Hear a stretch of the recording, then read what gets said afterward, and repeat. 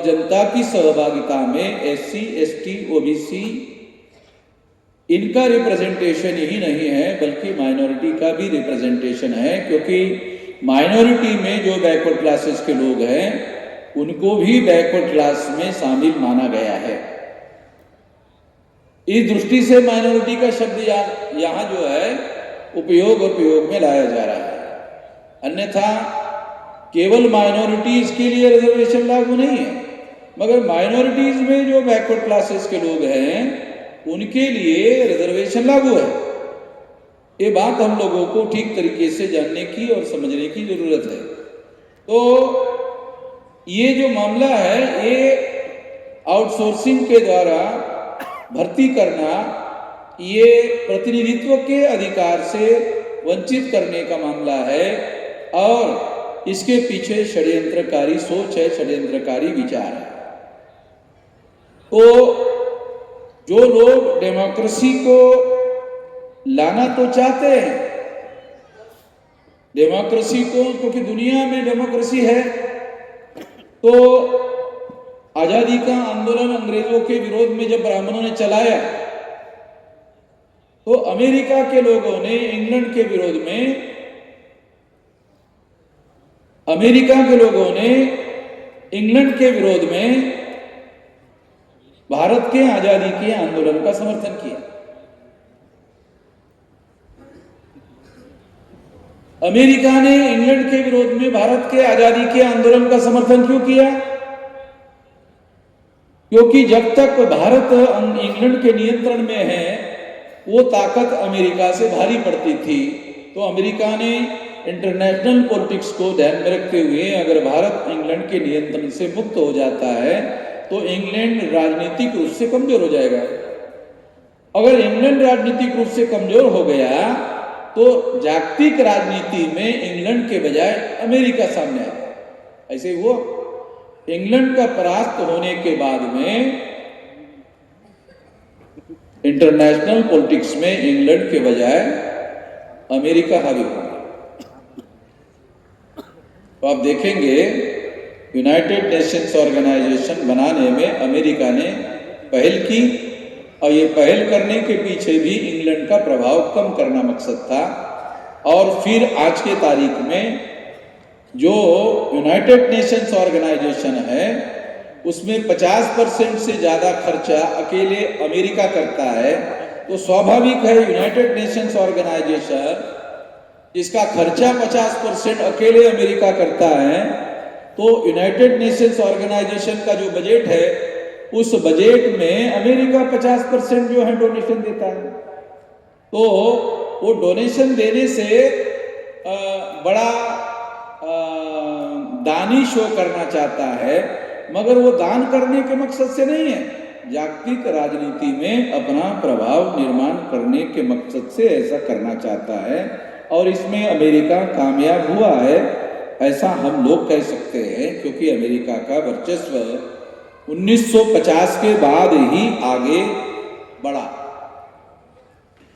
दूसरा विषय है महाबोधि महाविहार को ब्राह्मणों के कब्जे से आजाद करना एक चुनौती। अब ये जो महाबोधि महाविहार है इस पर ब्राह्मणों का कब्जा है। वो जो कमेटी है वो कमेटी ब्राह्मणों के कब्जे में है, नियंत्रण में है। वैसे देखा जाए तो कानून के अनुसार, संविधान के अनुसार, इक्वलिटी बिफोर लॉ के अनुसार, freedom of speech and freedom of expression के फंडामेंटल राइट के अनुसार बौद्ध जो मंदिर है या बौद्ध विहार है उस पर बौद्ध लोगों का व्यवस्थापन होना चाहिए, नियंत्रण होना चाहिए। मगर ब्राह्मणों ने प्लान बनाकर, योजना बनाकर नेहरू के समय से उस तरह का कानून बना के रखा हुआ है। अगर ये कानून बनाकर उन्होंने ऐसा किया हुआ है तो कानून बदलना होगा, कानून बदलना होगा। और कानून बदलने का काम पार्लियामेंट में अगर 2/3 मेजॉरिटी आपके पास नहीं है तो आप कानून नहीं बना सकते, दूसरा कानून बनाना पड़ेगा। तो इस तरह की मेजॉरिटी अगर हमारे पास नहीं है तो हम इस तरह का कोई कानून नहीं बना सकते।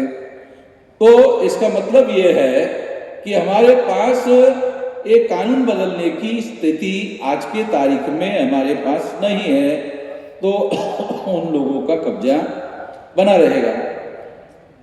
तो ऐसी स्थिति में बदलाव करने के लिए क्या करना होगा?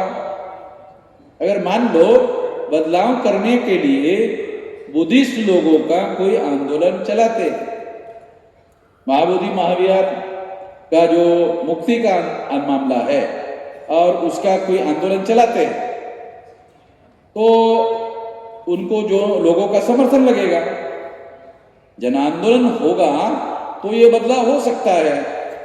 तो जन आंदोलन होने से बदलाव हो सकता है। जन आंदोलन के लिए बहुत बड़े पैमाने पर समर्थन की जरूरत होगी। तो बुद्धिस्ट लोगों की भारत में संख्या कितनी है आज के तारीख में?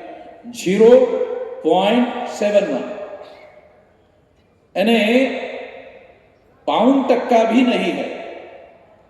1% तो दूर की बात है।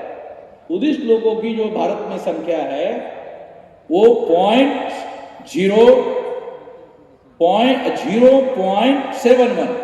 0.75 अगर होता तो 5% हो गया होता, ऐसा मानते। मगर ये जो परसेंटेज है 0.71%, तो इसका मतलब है बुद्धिस्ट लोगों का कोई मास आंदोलन बनाना भी संभव नहीं है। यानी दोनों स्थिति में, इस स्थिति में बदलाव लाना संभव नहीं है। अगर ऐसा है तो विकल्प क्या है? तो SC, ST, OBC और माइनॉरिटी का बहुमत है 85%। इन लोगों को जगाना होगा, इन लोगों को तैयार करना होगा, इनकी संगठित शक्ति का निर्माण करना होगा और भारत की ऊपर राजनीतिक सत्ता पर, संसद पर जो ब्राह्मणों का कब्जा है, उस संसद को ब्राह्मणों के कब्जे से मुक्त करना होगा। ये विकल्प है। इस विकल्प के दिशा में हमें आगे बढ़ना होगा। इसका कोई विकल्प नहीं है, ये रास्ता है। इस दिशा में हमको आगे बढ़ना होगा। मैं इस मौके पर इतना ही कहना चाहता हूँ, और इस दिशा में हम लोगों को आगे बढ़ने के अलावा विकल्प नहीं है। हम लोग इस दिशा में आगे बढ़ रहे हैं। धन्यवाद।